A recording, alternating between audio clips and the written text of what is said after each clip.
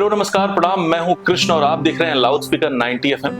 आज मैं हूं पीएचसी चरगावा में और मेरे साथ हैं डॉक्टर प्रफुल्ल। डॉक्टर प्रफुल्ल, सेहत सही लाभ का ही कार्यक्रम में आपका बहुत बहुत स्वागत है। धन्यवाद। मैं जानना चाहूंगा कि इस समय पोषण माह चल रहा है, तो पोषण माह के अंतर्गत आप सबसे पहले तो हमारी जनता को ये बताएं कि पोषण क्या है। पोषण एक व्यापक शब्द है जिसमें आपका क्या आप खान पान रखते हैं उससे जुड़ा हुआ है, और कोई बीमारियां हैं उसकी वजह से कोई समस्या है आपको शरीर में किसी बीमारी की वजह से, और एक बड़ा शब्द है। मतलब पोषण में सिर्फ ऐसा नहीं कि खाना ही है आपके लिए, खाने से जुड़ी बीमारियां, आपका दैनिक दिनचर्या, क्या आपका लाइफस्टाइल है, वो सारी चीज़ें उसमें जुड़ी हुई हैं। पोषण माह 1973 से जारी है जी। आपके अनुसार एज अ डॉक्टर, आपके अनुभव में राष्ट्रीय पोषण माह कितना सफल हुआ है एक कार्यक्रम के रूप में? पोषण माह सफल है, हम लोग करते हैं उसमें एक सतत प्रयास है पोषण, क्योंकि इसको ऐसा नहीं कि किसी एक महीने करके ही इसको हम पूरा कर सकते हैं। ये पूरे साल और कई दशकों से हो रहा है, जैसा आप खुद ही बता रहे हैं 1973 से है, और इसमें हमको लगे रहना होगा, आगे भविष्य में भी लगे रहना होगा, क्योंकि नई जनरेशन आती है फिर उसको भी हमें देखना है, पुरानी जनरेशन को भी देखना है। ये तो काम सतत चलता रहेगा। ये जागरूकता के लिए अभियान है कि एक महीने का है तो लोगों में थोड़ा अवेयरनेस भी हो जाए, हम लोग भी थोड़ा ज़्यादा ध्यान से देख सकें। राष्ट्रीय पोषण माह के अंतर्गत किस तरीके की प्रमुख बीमारियां आपके देखने में आती हैं? पोषण से संबंधित बीमारियां तो बहुत सारी हैं, बच्चों में है, महिलाओं में है, वृद्धों में है, नवयुवकों में है, नवयुवतियों में भी है।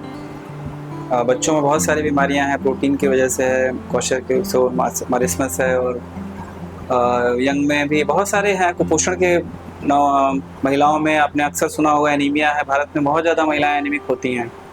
हमारा जो बेस लाइन हमारा हीमोग्लोबिन है महिलाओं का भी वो 10 या उससे नीचे होता है, उसको भी सुधारने की ज़रूरत है।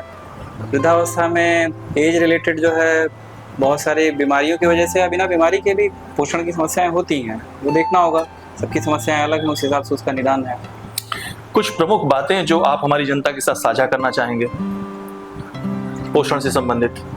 जनता के लिए हम यही कहेंगे कि आप आएँ हमारे पास हॉस्पिटल में, हमारे सब सेंटर्स हैं, और आपको जो भी समस्याएं हैं उनका हम जांच करेंगे। और कुपोषण एक व्यापक शब्द है मेरा मानना है, और अब क्या रिलेटेड है वो आपका जांच करके ही हम बता सकते हैं। कुछ चीज़ें देख के पता चल जाती हैं, लेकिन कुछ के लिए हमें जांच करनी पड़ती है, वो हॉस्पिटल में ही संभव है।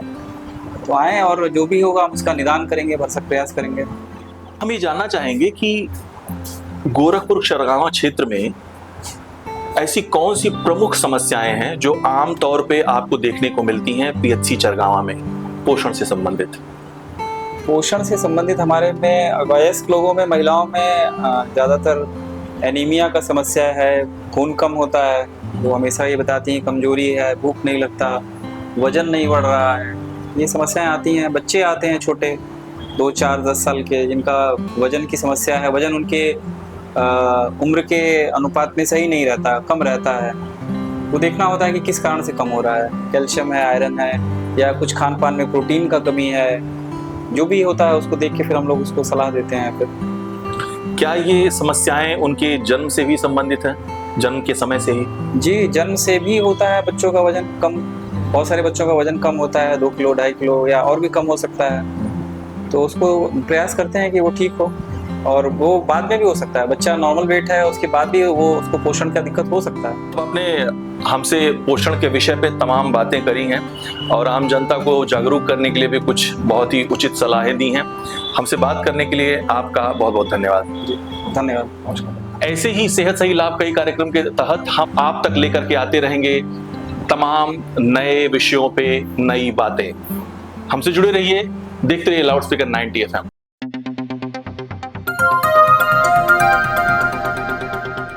बजाओ जरा झूम के बजाओ, बजाओ बजाओ जरा झूम के बजाओ।